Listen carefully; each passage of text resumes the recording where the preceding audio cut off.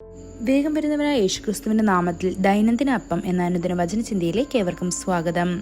ഇന്ന് ആത്മീയ രോഗം എന്ന വിഷയത്തെ ആസ്പദമാക്കി ചില കാര്യങ്ങളെ നമുക്ക് ചിന്തിക്കാം. അതിനാധാരമായ ഒരു വാക്യം വായിക്കാം. 1 തിമോഥെയോസ് 6 അധ്യായം 3-4 വാക്യങ്ങൾ.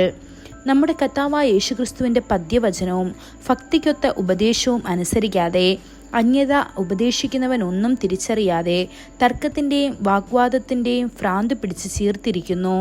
ഉപദേശങ്ങളെ ചൊല്ലി നിരന്തരം വാദിക്കുന്നവരെ ആത്മീയ രോഗം ബാധിച്ച ആളുകളായി അപ്പോസ്തലനായ പൗലോസ് വിശേഷിപ്പിക്കുന്നു. ശാരീരിക രോഗം ശരീരത്തെ ദുർബലപ്പെടുത്തുന്നത് പോലെ അഹങ്കാരം ആത്മീയ രോഗത്തിലേക്ക് നയിച്ചേക്കാം. ഇന്ന് പല സഭാവിവാഹങ്ങളും നിലവിലുണ്ട്. ഓരോന്നും വ്യത്യസ്ത സിദ്ധാന്തങ്ങൾ മുറുകെ പിടിക്കുന്നു. ചില സഭകൾ അവരുടെ പഠിപ്പിക്കലുകളിൽ വളരെയധികം മുഴുകി മറ്റുള്ളവരെ ആക്രമിക്കുന്നു. സ്നേഹമില്ലാതെ വ്യത്യസ്ത വീക്ഷണങ്ങളെ തകർക്കുന്നു. അത്തരം വിഭജനങ്ങൾ ആത്മീയ രോഗത്തിന്റെ അടയാളമാണ്. തിരുവെഴുത്തുകളെക്കുറിച്ചുള്ള വെറും ഭൗതിക അറിവ് ഉപയോഗിച്ച് ദിവ്യസ്നേഹത്തെ മാറ്റി സ്ഥാപിക്കുന്ന ഒരു അഹങ്കാരം. ഒരു നർമ്മകഥ ഈ കാര്യം വ്യക്തമാക്കുന്നു. അമേരിക്കയിലെ ഒരു മനുഷ്യന് 10 പശുക്കൾ ഉണ്ടായിരുന്നു. അതേസമയം അവന്റെ അയൽക്കാരന് 100 പശുക്കൾ ഉണ്ടായിരുന്നു. അദ്ദേഹം ആത്മാർത്ഥമായി പ്രാർത്ഥിച്ചു, കർത്താവേ, എൻ്റെ അയൽക്കാരനെ പോലെ എനിക്ക് 100 പശുക്കളെ തന്ന് അനുഗ്രഹിക്കണമേ. ഇത് ആരോഗ്യകരമായ ഒരു പ്രാർത്ഥനയാണ്. എന്നിരുന്നാലും ഇന്ത്യയിൽ മറ്റൊരാൾക്ക് 10 പശുക്കൾ ഉണ്ടായിരുന്നു. അതേസമയം അദ്ദേഹത്തിന്റെ അയൽക്കാരന് 100 പശുക്കളും ഉണ്ടായിരുന്നു. കൂടുതൽ ചോദിക്കുന്നതിന് പകരം അദ്ദേഹം മുട്ടുകുത്തി പ്രാർത്ഥിച്ചു, കർത്താവേ, എൻ്റെ അയൽക്കാരൻ എന്തിനാണ് 100 പശുക്കൾ ഉള്ളത്? അവൻ തൻ്റെ സമ്പത്തിനെക്കുറിച്ച് വീമ്പിളക്കുകയാണ്. ദയവായി അദ്ദേഹത്തിൻ്റെ പശുക്കളിൽ ചിലതിനെ എടുത്തു കളയുക. അങ്ങനെ എന്നെപ്പോലെ 10 മാത്രമേ അയാൾക്കുണ്ടാകൂ.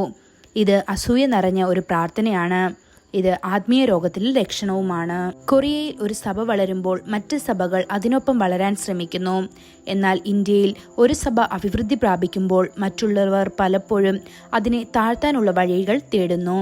സ്നേഹമില്ലാത്ത സിദ്ധാന്തപരമായ അഹങ്കാരം പ്രയോജനകരമല്ല. യേശുവിന്റെ കാലത്ത് അവനെ അന്വേഷിച്ചവരെ 2 ഗ്രൂപ്പുകളായി തിരിക്കാം. ആദ്യ കൂട്ടർ അനുഗ്രഹങ്ങൾക്കായി വന്നു, രോഗശാന്തിയും മോചനവും തേടി. രണ്ടാമത്തെ കൂട്ടർ കുറ്റം കണ്ടെത്താനും വാദിക്കാനും അവന്റെ വാക്കുകളിൽ അവനെ കുടുക്കാനും വന്നു. പ്രിയപ്പെട്ടവരെ, നമുക്ക് ക്രിസ്തുവിനെയും സഹവിശ്വാസികളെയും സഭകളെയും ദൈവ ശുശ്രൂഷകരെയും ദിവ്യസ്നേഹത്താൽ സ്നേഹിക്കാം. അതിനായി ദൈവം നമ്മെ ഓരോരുത്തരെ സഹായിക്കുമാറാകട്ടെ. കൂടുതൽ ധ്യാനത്തിനുള്ള വാക്യം റോമർ 5 അധ്യായം 5 വാക്യം. പ്രത്യാശയ്ക്കോ ഭംഗം വരുന്നില്ല.